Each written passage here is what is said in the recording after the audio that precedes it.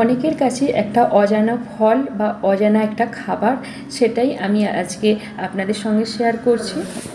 সকল বন্ধুদেরকে নমস্কার, স্বাগত জানাচ্ছি তৃষ্ণা ভিলেজ ব্লগে।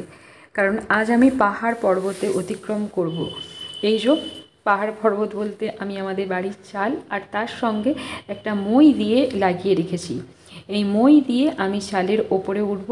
জায়গাটা খুব একটা সরল নয়, এখানে ছোট ছোট ইটের টুকরো রয়েছে, তাহলেও আমি ভালোভাবে এখানে দিয়ে দিয়েছি মইটা। মইয়ের ওপর দিয়ে আমি এবারে উঠে গেলাম এই আমাদের টালির চালে।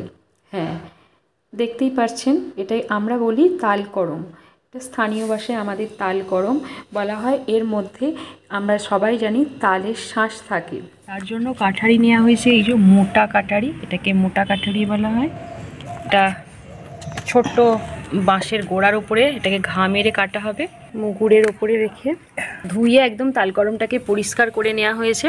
আর এই মোটা কাটারিটাকে ওপরে ভালো করে একটু কোপ দিয়ে বসিয়ে আর জোরে জোরে ঘাম মারতে হবে। প্রচুর শক্ত, খুবই শক্ত তালকরম, ফসকে যাচ্ছে। একটুখানি বসিয়ে নিয়ে ঘাম মারতে হবে।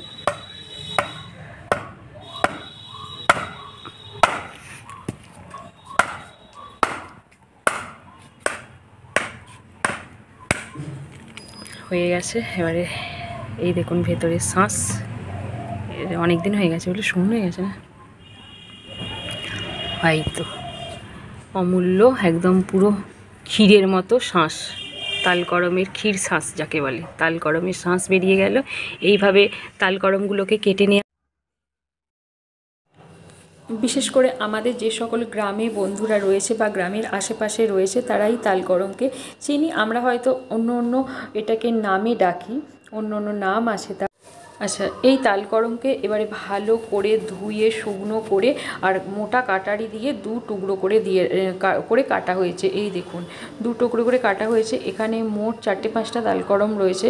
এই তালকরমগুলো কিভাবে খুব সহজেই বেরিয়ে আসে সেটাই আপনাদেরকে দেখিয়ে দেবো।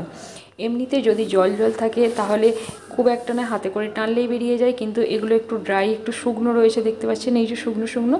ওই জন্য একটা আমরা ছোট্ট একটা জিনিস দিয়ে আমরা বের করব, সেটাই আপনাদের সঙ্গে আমি শেয়ার করছি। একটা ছোট চামচ, এই যে চা চামচ যাকে বলে, এই তালকরমের শাঁসটা বের করার জন্য আমি একটা ছোট চামচ নিয়ে নিয়েছি। চামচের এই অংশটা দিয়ে এই যে তালকরমের এই জায়গায় এইভাবে এটাকে শক্ত করে একটু প্রেসার দিলে, চাপ দিলেই তালকরমের শাঁসটা খুব সহজেই বেরিয়ে আসে। এই পদ্ধতিতে আমি কয়েকটা তালকরমের এই যে শাঁস বের করে নিলাম। তার মধ্যে একটাই গোটা হয়েছে, সব টুকরো টুকরো হয়ে গেছে। কারণ বললাম না, শক্ত হয়েছে। এইবারে তালকরমটা যত শক্ত হবে তত মিষ্টি সুস্বাদু হবে। এইটা গোটা, বাদবাকি সবই এগুলো ভেঙে গেছে। বৌদি আসছে, বাদবাকি কটা পড়ে রয়েছে সেগুলো বৌদি এগুলো তুলবে বলছে। আর এই যে খোসাগুলো দেখুন, এই খোসাগুলো শুকনো, আর একটু শুকনো হয়েই রয়েছে। কদিন রোদে রেখে এগুলো আমাদের ভালো কিন্তু জ্বালানি হয়ে যায়। এগুলো উনানেতে রান্নার জন্য খুবই কাজে লাগে।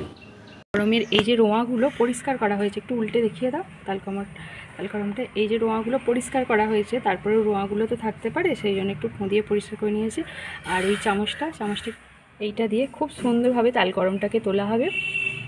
আর তোলো, এবছরে তালকরমটা কোনো জল জল নেই, শুকনো, তুলতে কষ্ট হলেও খুব টেস্টি, তাই না? এগুলো এই যে এইখানটা এই যে সুন্দরভাবে কত সহজেই তালকরমটা উঠে গেল। তো এই জায়গাটা যদি জল জল থাকে তাহলে কি হয়, পানসে, তাই তো? একটু পানসে হয়ে যায়, ভালো লাগে না। এটা শুকনো মানে খুব টেস্টি। এইভাবে তালকরমগুলো খুলে নেওয়া হবে। আর আমাদের লক্ষ্মী পূজাতে একদম পুরো এই প্রসাদ, নাড়ু ছাড়া যেমন লক্ষ্মী পূজা হয় না, তালকরম ছাড়াও হয় না। এইভাবে তালকরমগুলোকে খুলে নেওয়া হচ্ছে।